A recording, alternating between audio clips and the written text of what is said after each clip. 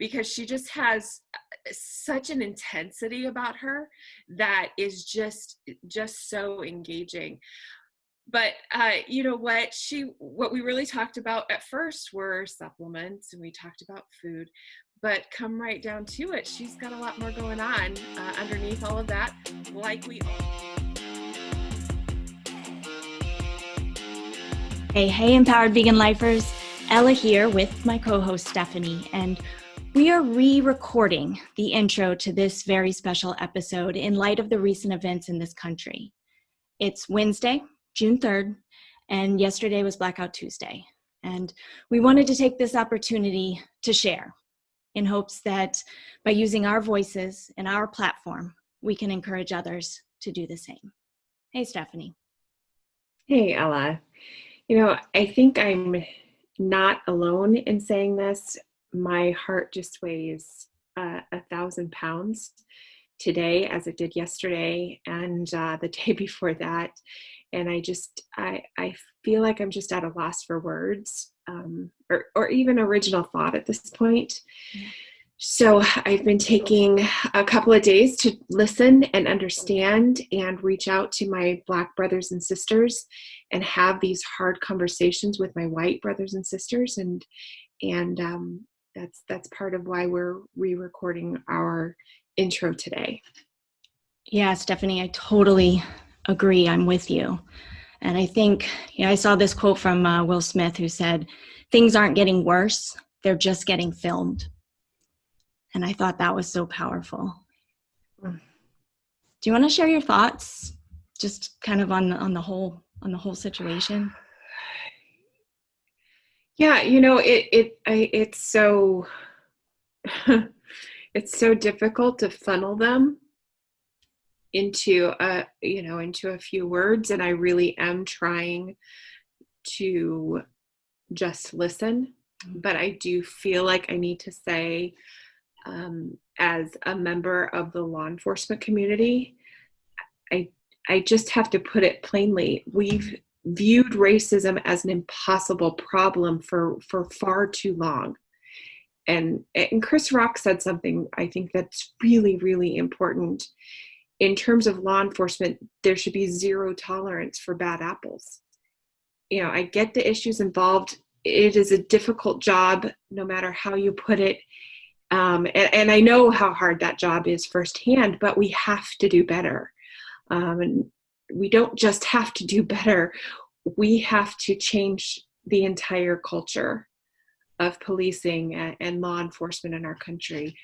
And I think that this is just a lens on the huge issues that are smacking us in our faces at this very moment.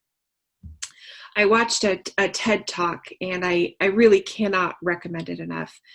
Dr. Philip Ariba Goff, and I hope I'm saying that correctly.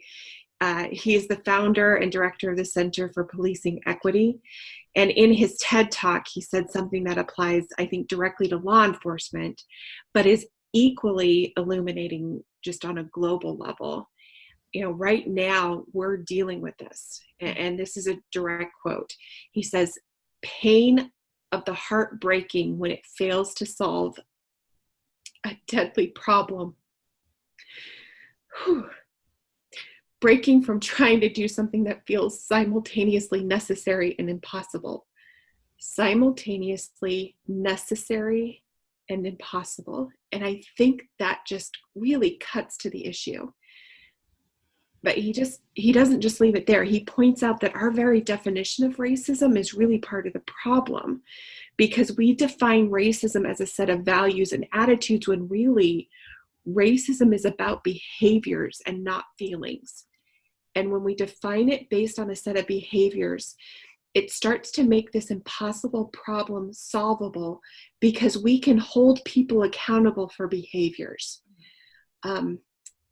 So for myself and for my family, I'm taking a look at my behaviors. I'm examining my behaviors, and I'm taking time to behave in ways that are loving. I'm committed to being aware. I'm committed to listening. I'm committed to changing the narrative within my areas of influence. And I'm hoping that that our listeners will join me in that. Wow. Ella, what are you thinking? That was so powerful. Mm-hmm. I think we need to put that link in the resources. Yeah.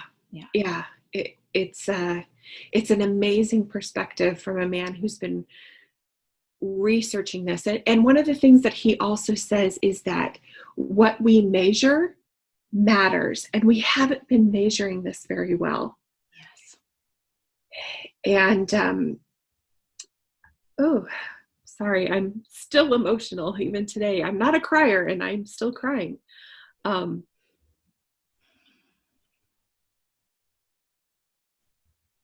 think the link is important, but I think what is even more important is as you listen to, as we all listen to these two Black voices, Dr. Goff included, they've had the answers. The community has had the answers, and we have not been listening. And I think it's just so important in so many ways that that we use our voices as a white community to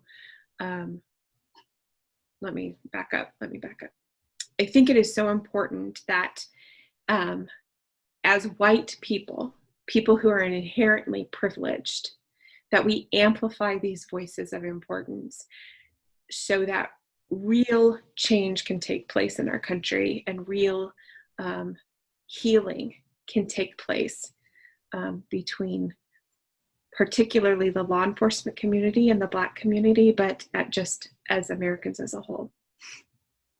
So, Ella, what are your thoughts? Yeah, and I just want to be totally honest here, because, and just share my thoughts, because it's tough for me to know what to say as a white person. Yeah. Because there is no way for me to know what it's like to live in Black skin. Right. That being said, I will not sit back and say or do nothing. I refuse to be cowardly, to avoid conversations that are uncomfortable, because staying silent is a contribution to the systemic racism that continues to infect this country. Yes. So, all we can do is simply, and this is what I'm planning to do, is express myself the best way I can from the only place I can, which is my own skin, my own eyes, my own experiences. And my heart aches. My whole life, I've felt such a strong sense of compassion for all lives, human and non-human, hence my social work master's and the 25 years under my belt as a vegan. But it seems to me that we have the choice to see the world and make decisions from a place of either love or fear. And by being born into the skin of a white person, I am inherently privileged. I just am. Whites are privileged over people of color, as are men over women and other genders, humans over non-humans, straight people over the LGBT community, people born into wealth over people born into poverty or working class. And for me, I see this inherent privilege as a responsibility to take a stand for people of color and, ultimately all humans and non-humans who are discriminated against. Trying to wrap my head around the hate towards minorities is difficult. I'm thinking that it's rooted in the idea that when someone has privilege and power, it means they also have something to lose. And that's where the fear, I think, comes in, which fuels the hatred. I also think that it's the fear that makes people think it's me or them, when that's not how the universe works. The way I believe the universe works is that if we cooperate, if we work together with a one love philosophy, there can be abundance for all. And working together means that we all have to find our voices and use them to speak out and take a stand for Black people right now. because the Black community has been systemically silenced, imprisoned, and murdered without reparation for far too long. Yeah. And the fact, I just have to say it, the fact that we have a white nationalist in charge of this country is incomprehensible to me.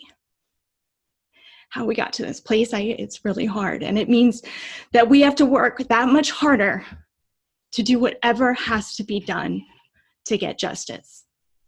And I think you're right, Stephanie, we need to listen, and we also need to find our voices and not be scared, not be scared to speak out. So that's my thought. Yes. Yes. So we will invite all of our listeners to join us in this, to reflect, to listen, and to take a stand with us. Okay, well, let's now get into this week's episode.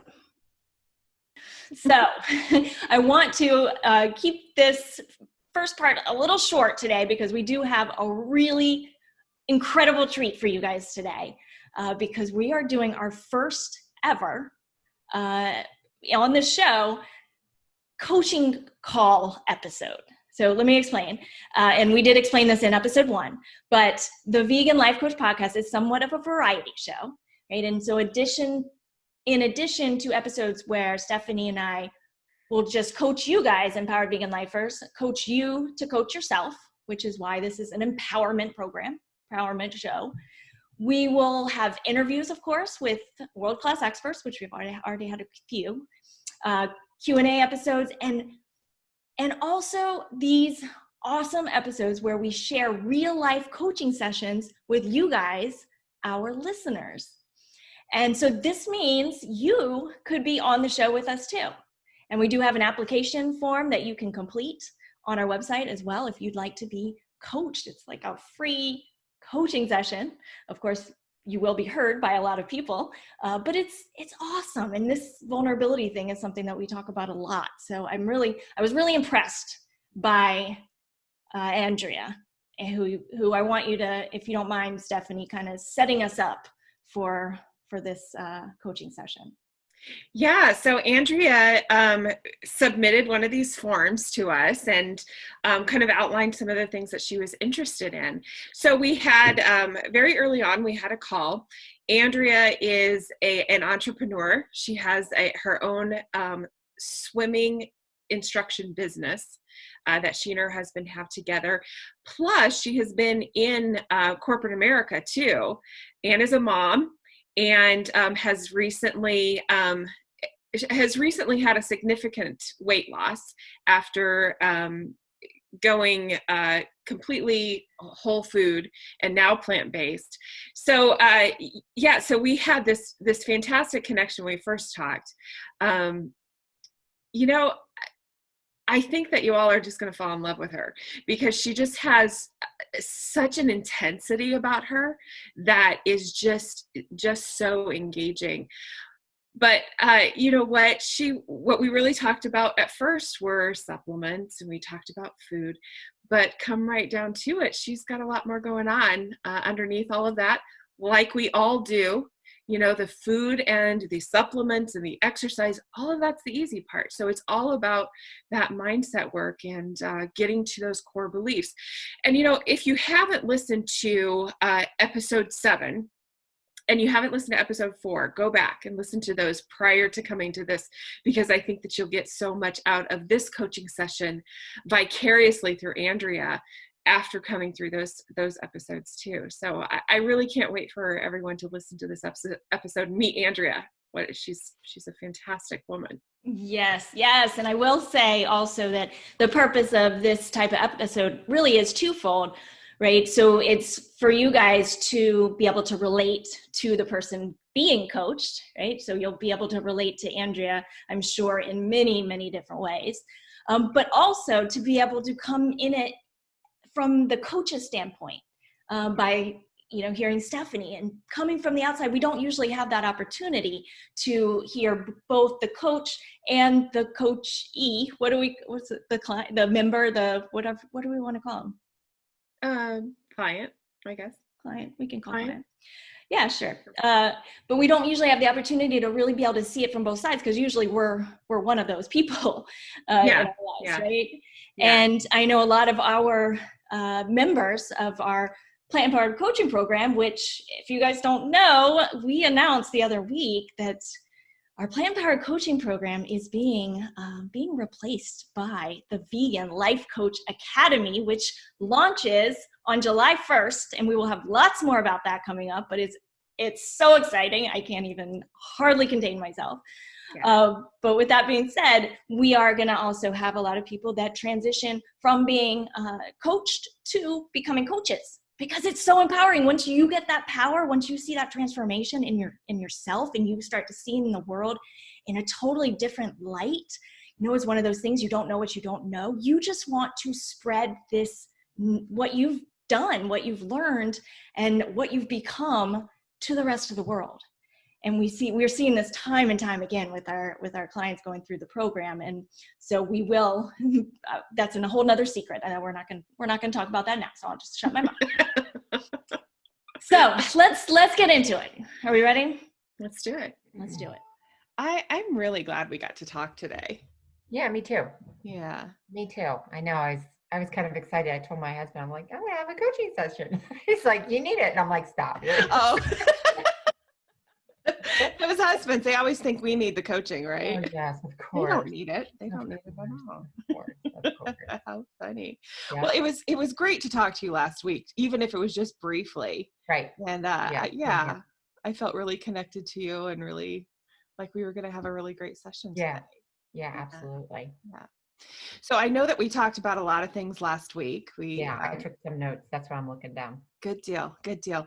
And I know that we talked about the supplementation. Did you look into that a little bit more? I did. I want to wait until the podcast episode comes up. Yeah. On it before I make a decision. Because I want to see if there's other things. And I've been reading some. There's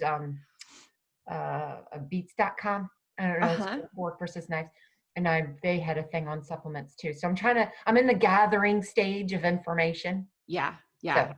And you can stay there a long time in that supplement area, of that gathering stage. And I talked to Ella about it too, after we got off the phone, and both of us are, and her especially has led me down this path, but we're all about listening to our bodies, and sometimes supplementation just is about that too. You can probably feel an immediate improvement with like B12, but something more like melatonin that might take a little bit more time. Right. So right. Yeah. So I just kind of wanted to wait and I like to sit on things and not make instant decisions right away with things that might be, I think it's a bigger deal for me. I mean, I found some old multivitamin. They weren't that old, but they were from GNC, and they were, those packs of vitamins that you can get for women. Yes. And I used to take them maybe a couple of years ago, and I found some as we were cleaning, cupboards and stuff. I think I had 6 packs left. Yeah. So I figured, well, I hate throwing them out. I don't know. In my mind, I thought, I hate throwing them out. I'm just going to take them each day. Fix this. I felt horrible. So I'm like, well, I don't know. There's probably, so then once I, got through the 6 packs, I'm like, okay, I feel better now. I don't know what that was all about, but it could have been, they had a caffeine tablet in there. It could have been anything, Yeah. But I also don't want to just kind of randomly take stuff. So, I kind of want to just gather some more, learn more and read more. And then I'll go, okay, now's the day I make a decision. Yeah. I love that. I really do. And your body's been through so much transition this year and transformation, and you've really gotten rid of all that junk. And so I bet it is very sensitive to anything you put in there. Yes. Yeah. Yes. Yeah. So let's talk a little bit about this mind-body connection. And so tell me how that's working for you now. I know when we talked before, you said you had some kind of a lag between what you see in the mirror and what's going on in your head. So tell me a little bit more about that. I feel like I have this vision in my head of where I should be. or what I want to be that is completely unattainable. I could even get there, but I would never be able to see it or acknowledge it. Yeah. So it becomes frustrating that why I can't just accept that, this is me and this is who I am, and just accept that and be able to have comfort in that versus always going, but I want to be over here. My kids will be like, Mommy, you're so thin and you're so fit. And I immediately will say, I'll scan wherever I'm at. If I'm in a grocery store or mall, I'll be like, she's thinner than me. And I don't know if I'm deflecting as much as I'm just can't say thank you, or, and so because of my kids, I now have to stop and go, just say thank you, Andrea, and let's just move on, or remind them that, Mommy puts good things in her body and exercises, and, it's not fake, it's hard work, and help them understand that. But every now and then I'll still, revert back. I have to remind myself. It's just um, it's I've moved with this new way of eating, and whether it was the clean eating originally and now with plant-based eating, I've freed myself from relying on a number, that calorie number that you would I felt like I was always doing math with dieting. So I finally feel free to go, I can just eat a really good lunch, and could be 600 calorie lunch. It could be a 400 calorie lunch. I don't know. I have no idea. I just eat. It's healthy. It's good for me. I feel good about it. But now haven't moved. I like I said to you, my journey feels like the next phase of just being more accepting to get rid of that ideal in my head of where I need to, just be comfortable with where I'm settled at. Yeah. And acknowledge it, and be happy with it, and go, this is me, this is it, this is great, instead of, I always feel like I'm comparing myself with whoever's in the room. And it's probably, years of being, a bigger kid, a heavier kid, and having different from the age 38 to 44, I was pregnant 3 times, and each time I gained about approximately 80 pounds with each kid. I'm a horrible pregnant woman. It's just, that ebb and flow, and up and down and up and down and up and down. It just, it kind of, you kind of live in this weird mindset of it's all going to come back, or it's there, whenever you have success, it's short-lived. And, it's just, it's hard to just be comfortable.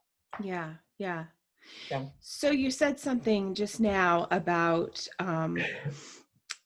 when you were a kid. Did you experience fluctuations then too, or you said you were a bigger kid? Tell me what that means to you. I honestly don't remember. I remember, so to put it in perspective, by age 11, so I was in 6th grade, I was 5'8". Yeah. I can relate to that. Yes, I can relate to that.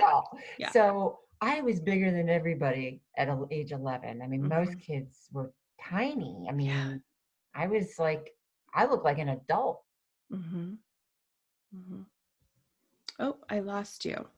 Oh, I lost you there. Oh, you're back. You're okay. back. Yeah. So I don't. So I grew up. I was born in 71. So I grew up in the 70s, and we didn't have all the junk food, or my mom didn't buy junk food. We had diet sodas, Tab was just coming into favor in, I think, 76, I remember Tab. I know, it's awful. Oh yeah, it's Why terrible would anybody stuff. drink that? No. So we didn't have a lot of snack food. So I always played outside. So I don't think I was a heavy kid. Right. I was just more of a bigger kid.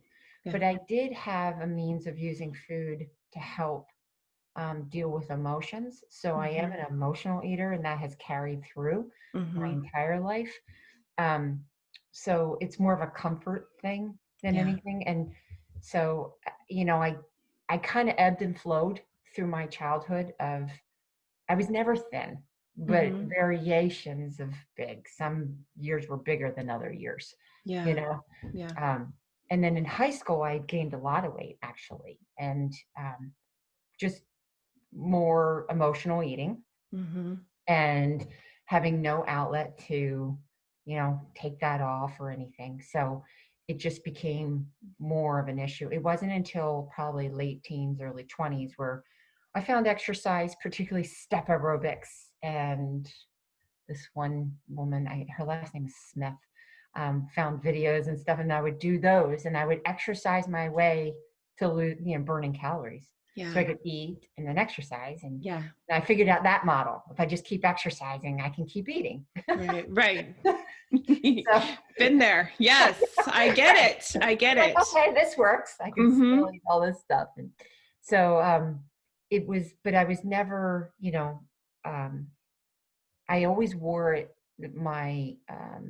how big I was as more of a crutch.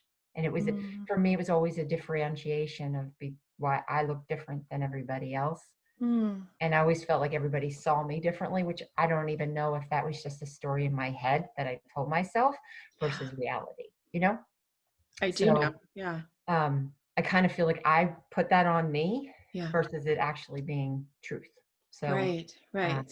it always just kind of wore on me of they don't like me or they don't want to be friends with me because I look so different or because I'm bigger than they are, instead of just embracing who I am. And then people just, gravitate to that.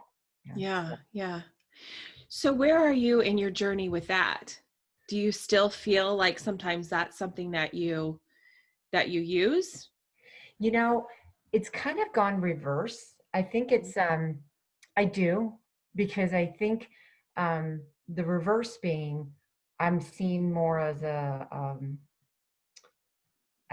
anomaly. So like my family will say, are you still doing that weird diet thing? I go, you mean plant-based? Yeah. So weird. So weird. I know. Yes, I am. Yeah. The answer would be yes.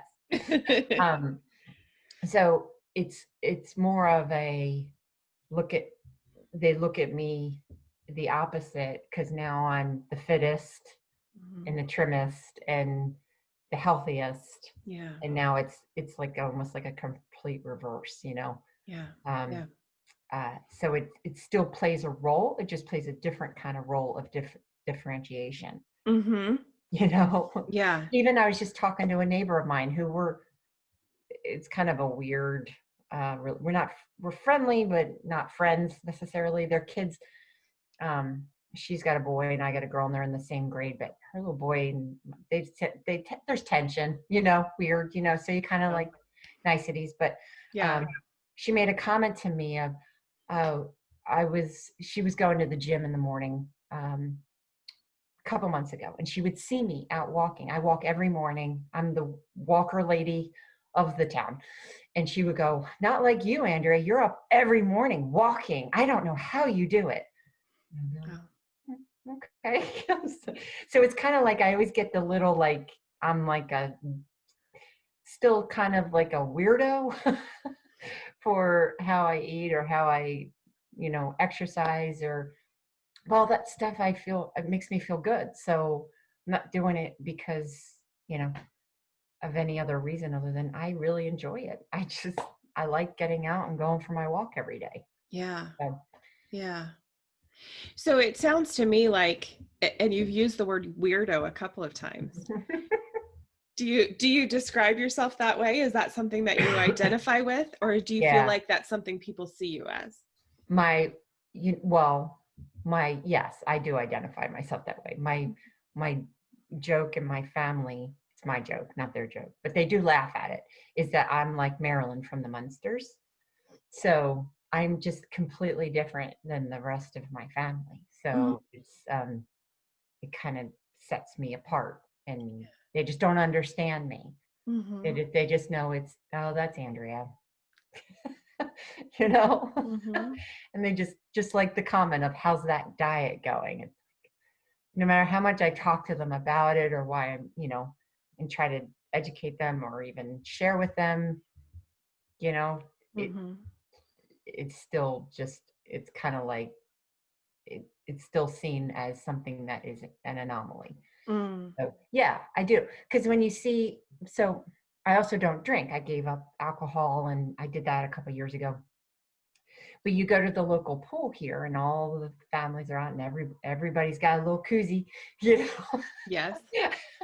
And everybody's sitting there. You know, they got pizza that just came ordered, and everybody's, you know, sitting around chomping on Doritos, and that's just not what I do. And so it's kind of like, where's your drink? And I'll be like, oh, I got water. And they're like, oh. Poor you. I know. And I'm like, I Yeah. need to find really healthy friends or something. I just, it's completely reversed from how it was 30 years ago. Mm-hmm. So, Mm-hmm. But yet the same. yes. The Yes. same. Yes. And so is it all connected to you feeling like a weirdo, or you feeling misunderstood? What do you think it's all connected to? I think it's connected to feeling just different. Yeah. Just very, having you know, it's funny when people describe me, even I worked in corporate America for about 25 years before we left, and we were doing our own business thing. But the description of people that I've been through many leadership training classes and had surveys done and Myers-Briggs and insights classes, and I've all that stuff. And when people were ever surveyed about describing me or what Mm-hmm. I bring, it's the one word that comes up over and over again is intensity. So Mm-hmm. it's strange, but I think that also is incredibly puts off people, my intensity. And even so, what we do now with teaching swim lessons, it's part of a brand. It's part of a franchise. Yeah. It's called Aqua Tots Swim Schools, and they've even made a comment. The CEO made a comment to my husband about 2 months ago. He saw him, and he said, "Andrea has an intensity about her." He used the word that sound can make some people feel like she's criticizing Mm. and and I think my intensity of whether it's the passion about my health or the passion about my, you know, exercising or the passion about my business, it comes across as a little overbearing Mm. and intense. And I don't, that's kind of like a theme that I've seen. And I, you know, there's, I don't, I almost feel like that sometimes can be put off. So then, you know, that's what I think that's where it comes from. But Mm. I don't know. Honestly, I don't know. How do you feel about your intensity? Is that something you like about yourself? I think for me, it's more about I'm passionate. Yeah. And I think that when I'm passionate about something, I can't help but stop expressing that. And Yeah. so I don't think I'm overly opinionated. I don't get into banter with people about my opinion versus their opinion. But if somebody asks me about plant-based dieting or about exercising, I would be expressing my passion for it Mm. and talking about it to the point where they would go, well, alrighty then. And then they would just walk, it would probably be over the top. And Mm. then I'd be like, okay, I blew that one. I don't know. I went over the top on that one.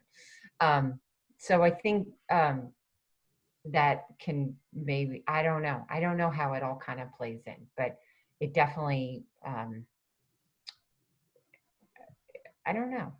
I don't Mm. know. It definitely kind of weighs there, kind of hangs there. Mm-hmm. So, You know, it really kind of surprises me that that you view that as well, you view that with a lot of ambivalence, yeah.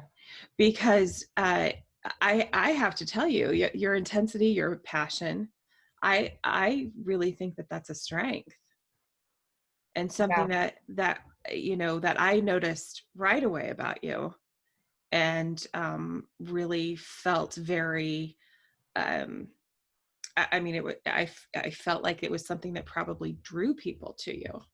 Yeah. Um, I don't know. I Mm. don't know. I mean, it could. It doesn't feel like it does, but I mean, I guess it depends on the person too and the security of other people as well. Mhm. Because I think everybody walks around with their own luggage, and depending on, you know, what their luggage is and how it matches up and if it's a compliment or not to Yes. what I'm, what I bring, it could be a turn off. So, Mhm. you Mhm. know, But I I don't, think you just hit on something really key, and it's what other people bring. right. So then So I take that as it's more directed towards me versus it being about other people. So yeah. maybe I carry their stuff, Mm. and then I think Mm. it's about me, and I make up my own stories in my head potentially. Yeah. Yeah. So So you've mentioned that too. What is the story in your head? Tell me that. um, I don't, about what people think about me. About life in general. No, about life in general. I do feel like what I've noticed um, in myself is always feeling like you have to control everything. Mm. And I say that cautiously because I'm not the type of person that tries to control other people or anything, but Right. um, um, I think if I that's part of why I don't drink, because I don't like feeling not in control, and Mhm. I don't like to put myself in situations that might make me feel like I could lose control. Mhm. So being, having to be in control also prevents me from being, I guess, more open or more accessible. I use an example, and it just came up recently. My daughter wanted to go to a Girl Scouts camp. It got canceled because of coronavirus, but she was Mhm. so excited. She wanted to do this. It was an overnight camp, 2 nights overnight. And I know the mom who was organizing it um, with the girls. There was 5 girls that were signed up, and my daughter was one of them. And I had talked to her, and I said, "So, what other mom's going?" She goes, "Oh, I can't find anybody. So and so was going to go, but she backed out." And I go, "I guess I could go." She goes, "Could you go?" And I was like, "Oh, okay." But my first thought was, I don't want to go because what am I going to eat? And what am I going to do? And I don't want to go. Mhm. Because it felt a little like I'm going to be out of control of my little environment. Mm. Um, so as far as how life is, when living in a world now with coronavirus, or even having our own business, and there's things that you can't control when you have your own business, there is the instability in not having safety Mhm. really stresses me out. It has a horrible stress factor on me.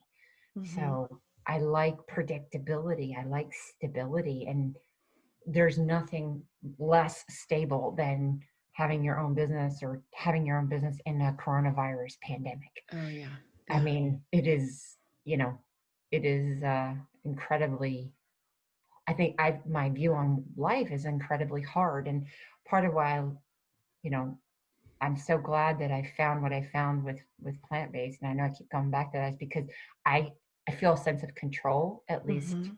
of my health. Yes. Yes. Like at least I have that, and that gives me comfort, Mhm. and it at least gives me some safe haven from all the other things I can't control. Yeah. You Yeah. know, I'm very type A, you know. Mhm. Yeah. Mhm. So that being such a big part of your personality, that being such a big part of what your comfort level is, it must be really difficult when you find yourself comparing Yeah. yourself to others, Yeah. because that really is about giving your control away. Yeah.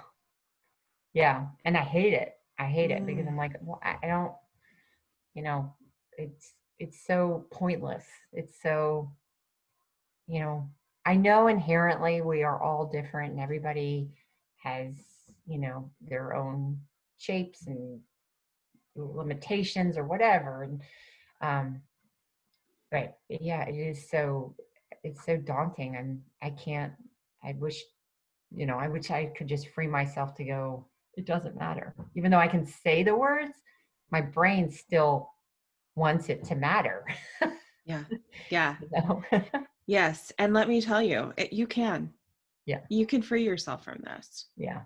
And it will take a little bit of work, but it'll be completely worth it. Yeah. Completely worth it. How much time would you say you spend comparing yourself in, say, a day? Oh gosh. Hmm. Well, on a normal day, probably an hour, 2 hours. It could be random images or looking at news, but not being out. I mean, I would probably say an hour, 2 hours. Okay. Yeah. That's a lot of time. Yeah. Yeah, that's a lot of time. And what are some of the thoughts? Are you able to actually identify the actual thoughts that come in during that comparison?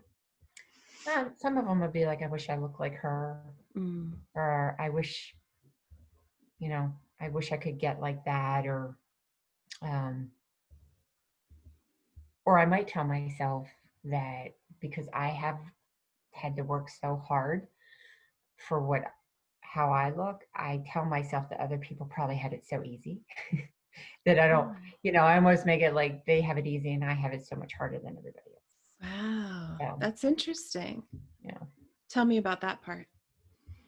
It's even now, even with this coronavirus, I had said to my husband, sometimes it feels like everyone else doesn't have any problems, and we're sitting here and we're just melting with problems. And even though I know that can't possibly be true, it does feel that way. And so when I, even comparing myself, I feel like they could probably eat whatever they want, or they could probably do whatever they want. They probably don't even have to exercise. They probably haven't exercised in like a month, and they just went out and decided to take a walk today, and they'll be fine. Yeah. They probably don't have to work hard at it. And I don't know why. I don't know why I even waste time making up stories like that in my head.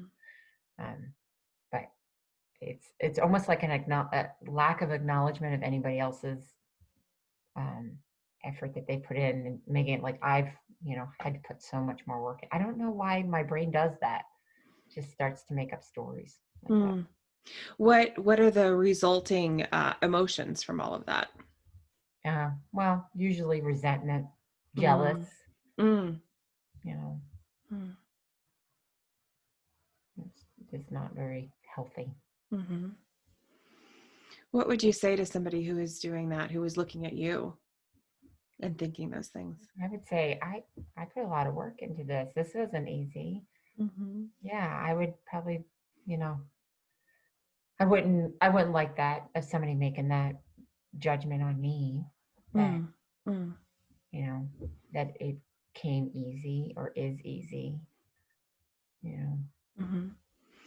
How about if somebody were envying your body, saying hers is better than mine? Yeah. What would you say to that? I would say I have a friend who she had said something once when somebody said, "Oh my God, you're so skinny," and she'd go, "You've never seen me naked." And so that always sticks in my head. If somebody says to me, "Oh, you're so thin," I'd be like, "You've never seen me naked." So I would say, "You haven't seen, I got this on my hips, or I have, cellulite on my legs," and I'll point out all my flaws if they say that to me, and almost self-deprecating. Yeah. Of, "Oh, thanks, but you should see the cellulite on my legs," instead of just, acknowledging somebody else's compliment and just letting it sit, letting it be there. Yeah. So it's kind of back to that incongruity. You've worked really hard for this, and yet you're having trouble acknowledging, even when someone says you've got this beautiful body, you're having trouble acknowledging that too. Right. Because I think that there's an image in my head, and it's just, I I couldn't even describe that image. I guess it would be one of the, women that you see on bikini contests or something. It's just not, but that's not me. And, so it's always unattainable in my head, Yeah. And sometimes I'll have my husband take pictures of me only because I can almost, I can see myself in a picture, but if I was to look at myself in the mirror, I don't see that same person in the mirror as I do in the picture. It's weird. The picture looks different to me. In what way? To me, I'm like, oh, I don't look so bad in the picture. But in the mirror, when I look in the mirror, I'm like, oh, there's just so much wrong. I'm harder on myself, and I don't know why. Yeah. Yeah. Do you think the picture's a little bit more objective? Could be. It could be. It also could be that, you can kind of hide, hide with whatever you're wearing or the way you pose. And there's little tricks you can do too. But I think you just use self-deprecation again. Yeah. Yeah. I just, I don't know, at 48 years old, you just want to kind of mentally move. It becomes mentally exhausting to kind of not be, to not fully accept who you are and just go, yep, this is, I'm comfortable with what I look like and with who I am and how, I work hard for it and I'm proud of it. And that's the point where I can say those words. It's actually believing those words is probably the hardest part. Yes. So, yeah, that's where I just want to be able to just believe those words, and just, move on and stop caring about all these other things, caring about how I look compared to somebody else, or if they're thinner than me, or if they're more fit than me, or, Yeah. Yeah. So. It's time. Yeah. It's time. Yeah. Yes, it is time. But I think you're right. We get into our 40s, and you and I are the same age, and we get into our 40s, and we kind of realize that it's a lot of nonsense. It's a lot of nonsense. It is a lot of nonsense. It is. Yeah. It's a lot of nonsense. And it's a waste of time and a waste of energy. And, it's, it doesn't it doesn't enhance my life. It doesn't make me a better person. And that's where right now I just, I want to be the best that I can be. I want to be the best mom, be the best wife, be the best friend that I can be. Yeah. So. Yeah, absolutely. Absolutely. And you deserve all of that. You deserve that freedom from that thought process. Right. Yeah. So I want to give you a few strategies. Okay. Okay. And I think this will be a process. This is going to be a process of really letting go of that thought pattern, because it's become a habit at this point. And I think that it's tied to a larger belief, but I'm not sure what that belief is yet, but I think you will find it. Yeah. I really do. But one of those things that I want you to do is, and you can do this week, make sure that it's a time when things are for you are quiet. Maybe after your morning walk might be a good time. Yeah. But I want you to write down a list of things that you would do with that 2 hours a day. What would you do with all of that energy if you were able to free yourself of this? Yeah.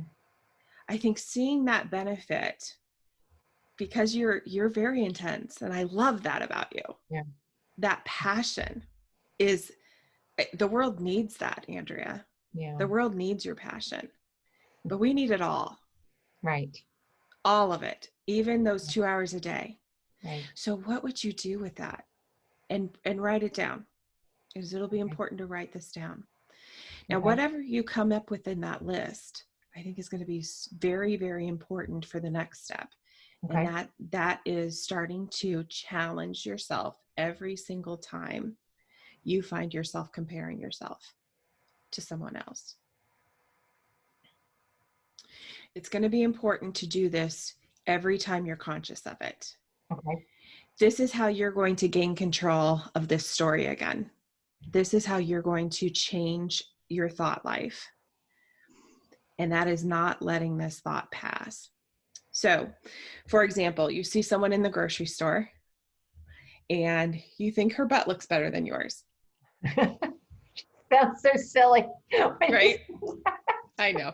I'm kind of using my own stuff, but I'll put it on you now. Her butt looks better than yours, you think? You know? Yes. And you might laugh because that sounds absurd, but you also know you've got this thing going on where you know it logically. Right. But you want to believe it now. Right. You're going to catch that thought and you're going to challenge it. What am I doing? It could just be as simple as that. What am I doing? Right.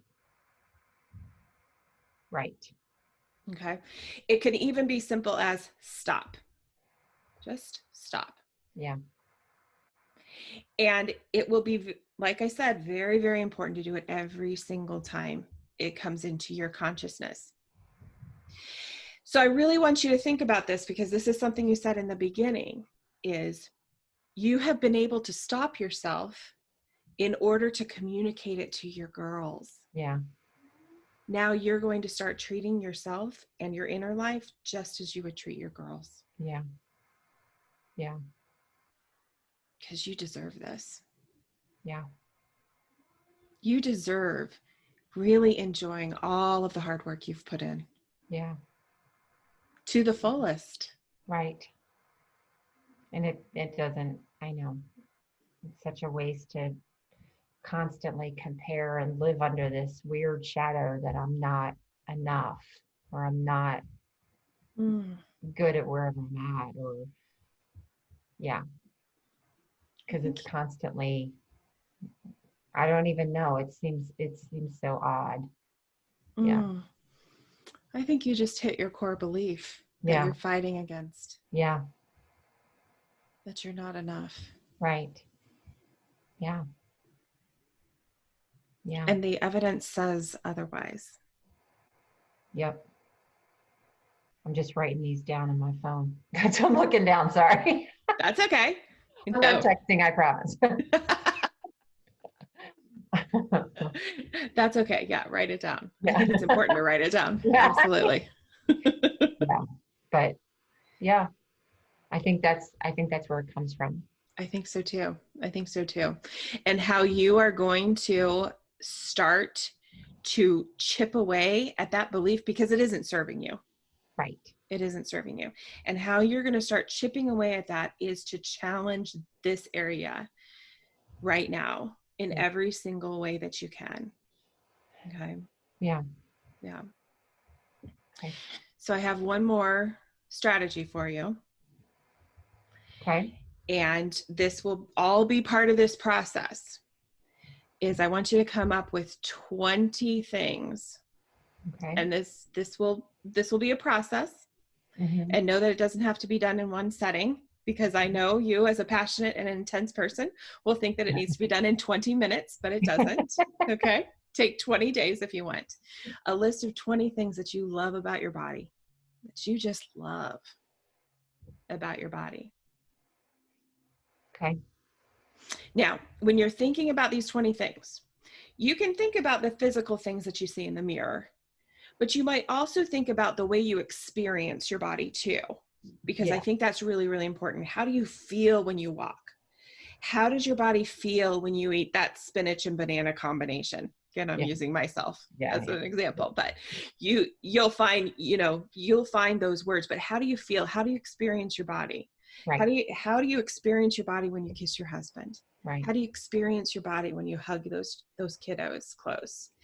So think about those things as well, because you couldn't engage in that kind of life if you weren't experiencing those things through your body too. Right. Right. Okay. This list of 20 is going to be important, because it's going to help you challenge that belief of you're not enough.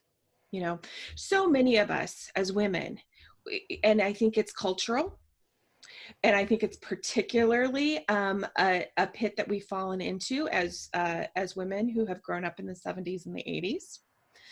But we saw these images just bombard us at all points in our lives. Yeah. I vividly remember Twiggy. Yeah. And I know she was more the 60s, but she was still around, and that image was thinner the better in the 70s. They were so thin, and Farrah Fawcett, and and I remember at a young age, I wanted to be a model because everyone's, you're so tall, you could be a model. That's what they would always say. So I'd be like, I want to be a model, but I did not have a model body. And I think that I almost felt shame or blamed myself, or really felt bad about myself for not being able to do that, when that wasn't what I wanted to be. That wasn't what I was meant to be. Exactly. And for so many of us, that's what it came down to, is that's where we have held our shame. Yeah. Is not being Twiggy. Right. Is not being Cheryl Teagues. You know, these thin women who had gorgeous bodies for them. Yeah. Yeah. But we have gorgeous bodies for ourselves. Yeah. And it really is coming out of that, because that feeling, that belief, you're not enough, I'm sure it shows up in other ways in your life. But it's probably most prominent in this. Yeah. You know, something that's at the forefront. Yeah. So with all of these strategies, how you're going to come to believe that your body is beautiful, how you're going to come to believe that you are enough, is through all these strategies. You're going to act like you are. You're going to act like you believe. And then you're going to believe. Right. And that's really where your power is. Yeah, that's where your power is. And you like that control. You like that power. Yeah. Yeah. Yeah. How are you feeling right now? I feel relieved to, I know it sounds weird, but to be able to have this conversation with you in such a very vulnerable kind of way, because honestly, when we started talking, I wrote some notes down, but I wasn't really quite sure how it was all going to, work through and where it was going to go. So to be able to kind of circle back and really get to a root of what's actually driving my thoughts is a relief, and to have some strategies is comforting. Good. To say, okay, this is what I can do to stop these behaviors and these patterns that are going on in my head. Yeah. And then change them, because I know that I can change them. I just didn't necessarily know how. Yeah. That makes me want to cry. I love that. Will you check in with me? Sure. Tell me how things are going, because I would like to know. Yeah. I would really like to know. Yeah. Thank you for being so vulnerable. Thank you for really digging in right now, because I think that that's hard. Yeah.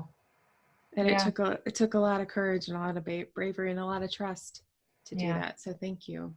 No, I appreciate it. And thank you for talking with me today and helping me kind of work through what holds me back. It's my absolute pleasure. Absolute. Oh, wonderful. Yeah. Andrea, I can't wait to see where you go. Okay. What's next on your journey? I love it. I can't wait to see. I know. All right. Me too. Thank you. You're welcome. Girl, enjoy the rest of your weekend. Enjoy that weather. Thank you. You too. All right. Thank you. Right. I'll talk to you soon. Bye-bye. Okay. Bye. And that's a wrap, you guys. Make sure to hit that subscribe button so you don't miss an episode. And if you're loving the show, we'd be extremely grateful if you take just 30 seconds to leave us an authentic review and use the share feature to invite all the people you care about in this world to listen to. Until next time.